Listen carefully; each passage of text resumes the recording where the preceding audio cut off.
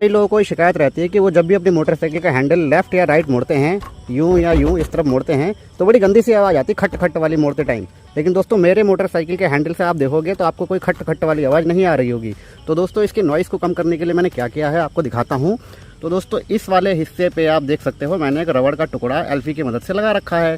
तो ये टुकड़ा जब यहाँ पे टकराता है तो वो खट वाली आवाज़ जो है बिल्कुल ही बंद हो गई है, क्योंकि यहाँ मैंने रबड़ लगा रखा है। तो इस प्रकार से दोस्तों अगर आप टेक्नोलॉजी भिड़ाते हो तो आपकी गाड़ी की जो खट खट वाली आवाज़ है ये बिल्कुल ही बंद हो जाएगी।